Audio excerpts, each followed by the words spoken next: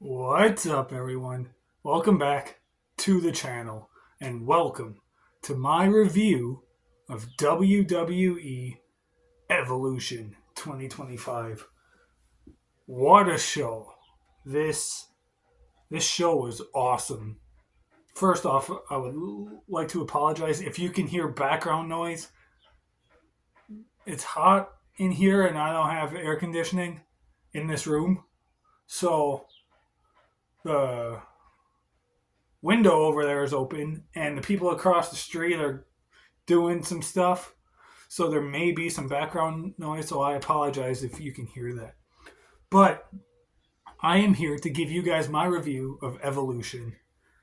This was maybe the best pay-per-view of the year. Like every single match delivered. Like I put star ratings for all of these matches.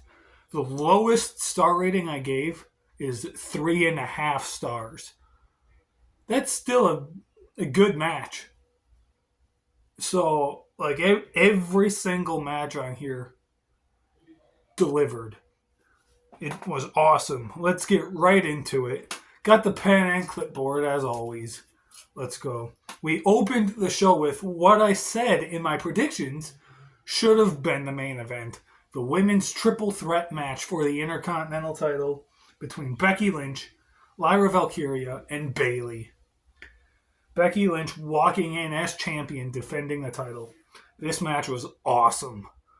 It was, to me, the second best match of the night. As we saw from Backlash and Money in the Bank, Becky Lynch and Lyra Valkyria have great chemistry together.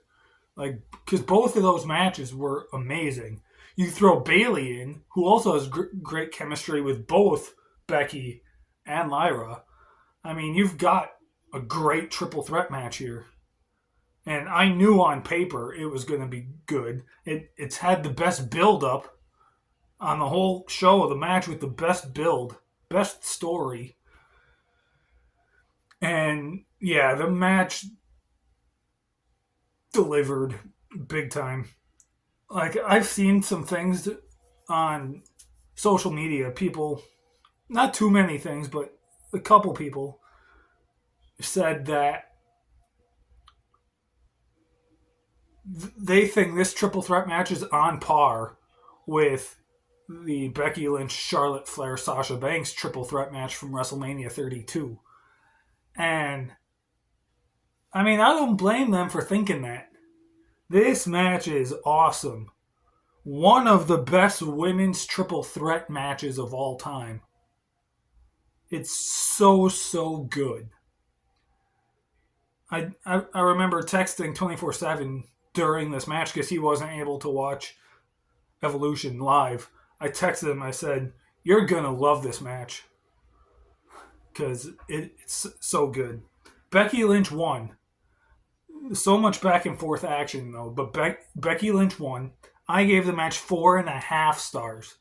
It would have been 5 if Bayley won because I personally don't think Becky needed to win.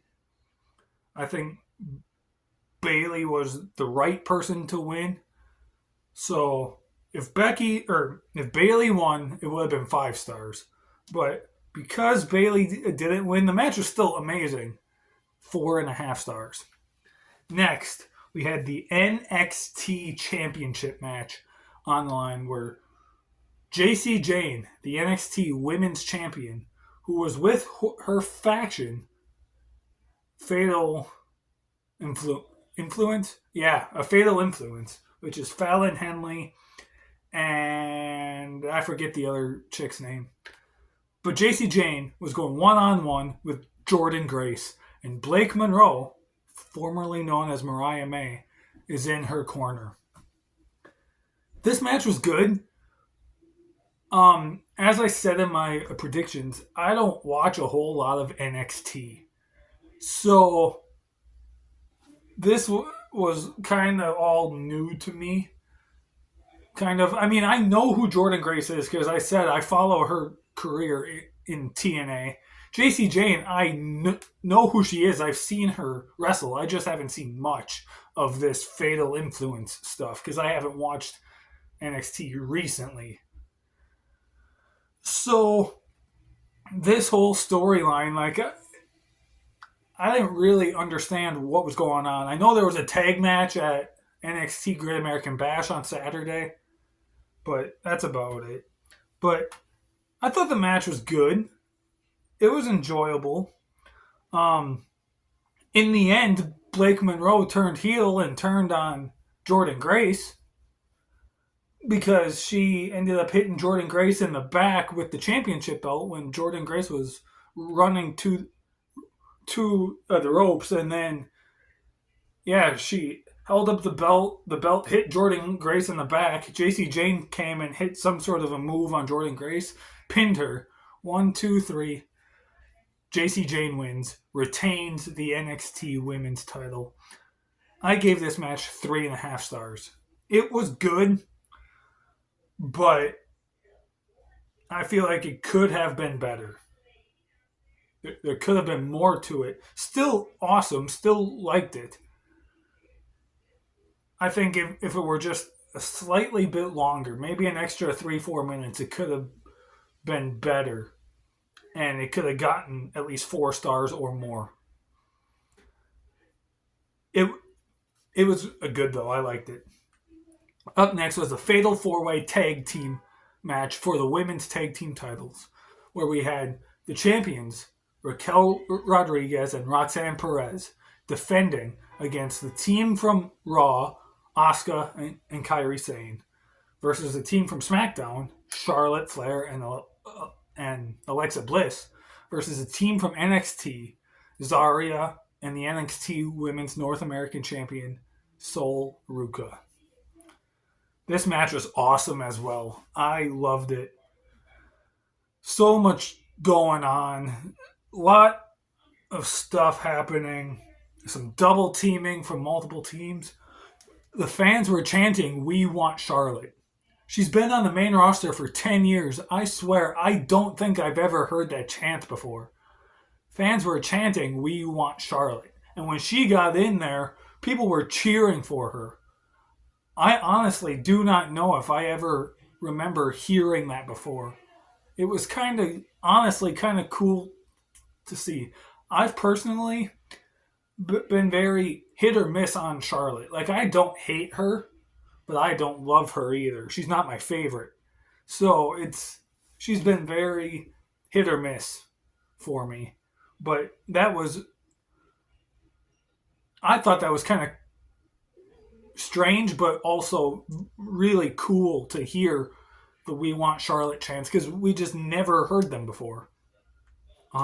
Speaking of Charlotte, Sol Ruca hits a great soul snatcher on her in this match. That was cool.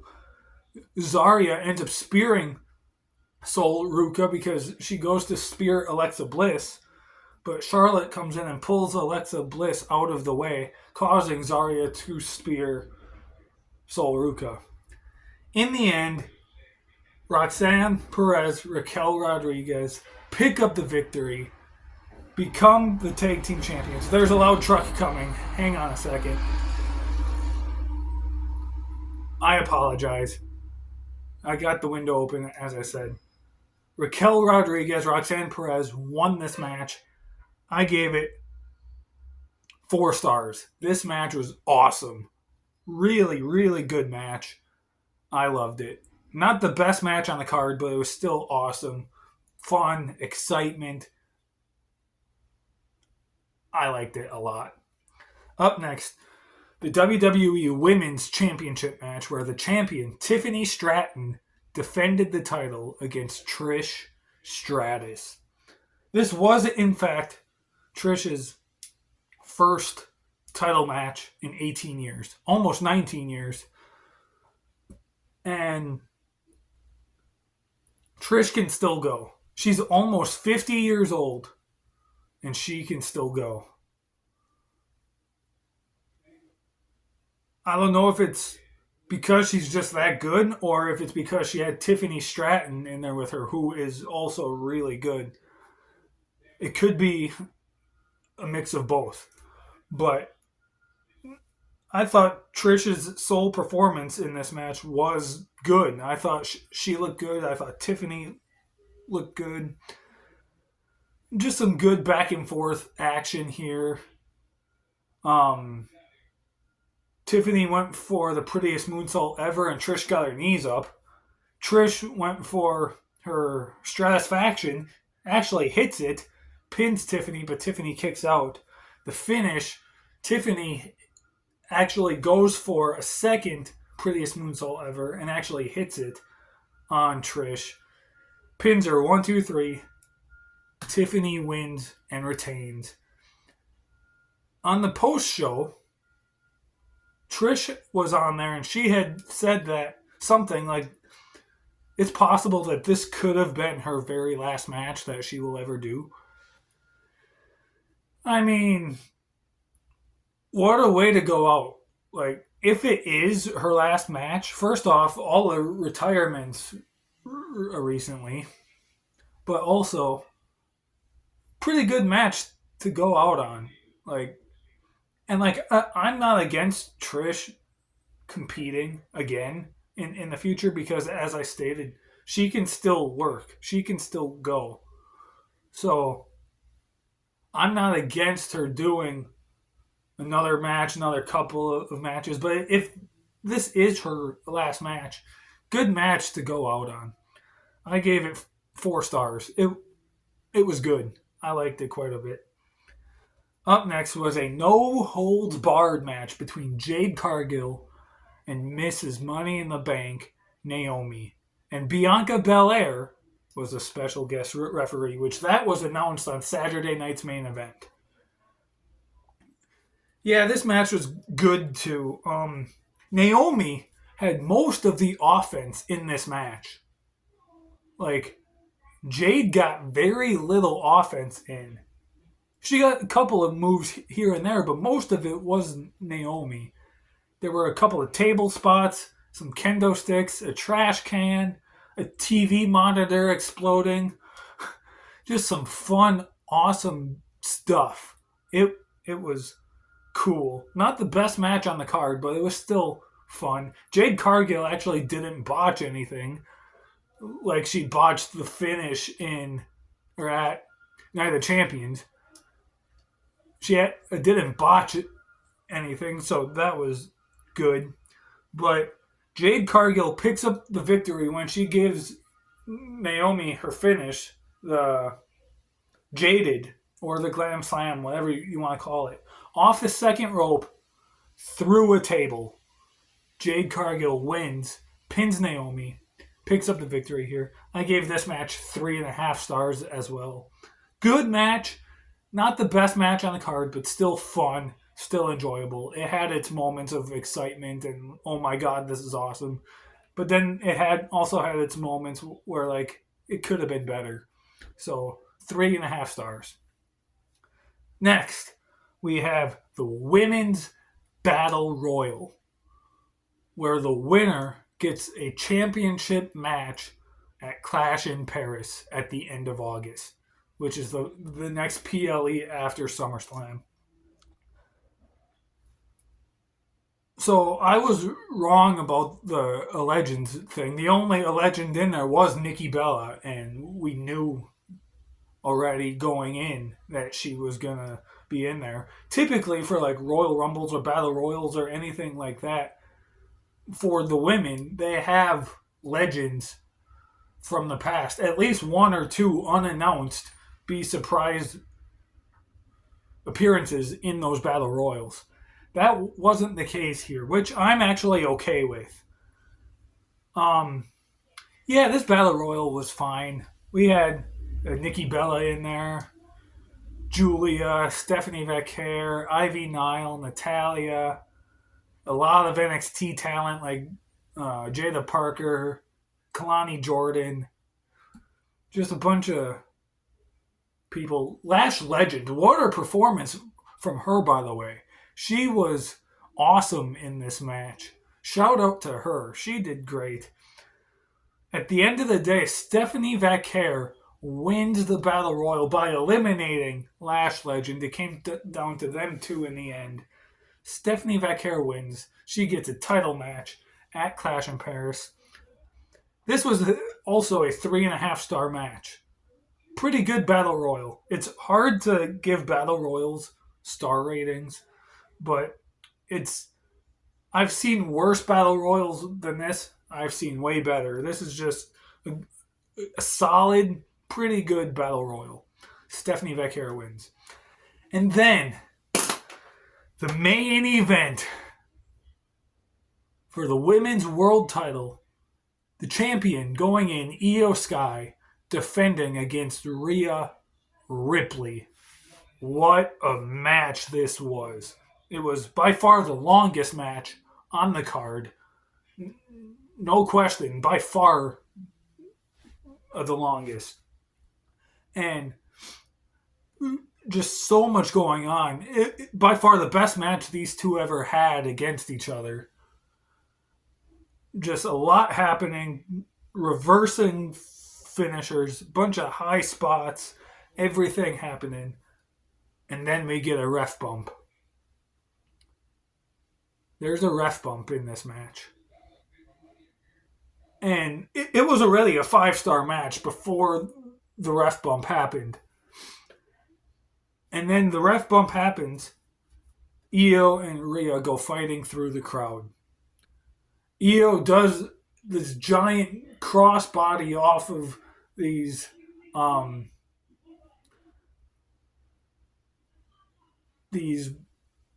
guess storage bin crate things. There's like 3 of them stacked up on top of each other. Io Sky does a diving crossbody. Had to be 15, 20 feet in the air. Doing that onto Rhea. They get back into the ring. I think Rhea hit a couple of riptides, but out of nowhere, both women are down. Out of nowhere, we hear Naomi's music play. Naomi comes out. She cashes in Money in the Bank mid-match. Goes in, hits a split-legged moonsault on Io Sky. Pins her 1, 2, 3. Naomi walks out of Evolution as the new Women's World Champion. What a match. What a moment. 5 stars. This was awesome. Naomi's cash-in might be the best women's cash-in of all time, possibly. I would have to go back and watch a couple of them back because there's some that I don't remember very much. But this possibly could be the best women's cash-in of all time. It was awesome. This whole show was great. Every match delivered. I loved it. Go watch it if you haven't seen it, because what a show. Best pay-per-view of the year, no question. But guys, that was it. That was my review of Evolution 2025. Thank you so much for watching. 24/7 is posting a review of All In. I don't know if it's already posted at the time of this video or if it will be posted. But if it has been, go watch it. If it hasn't, check it out once it is posted. The next review we will be doing is SummerSlam in 3 weeks. I don't know quite yet who is doing SummerSlam. I got to talk to 24/7 and figure that out. But you guys will be the first ones to know when we do figure that out. All right? Thank you so much for watching. Stay tuned for so much more. See you guys next time.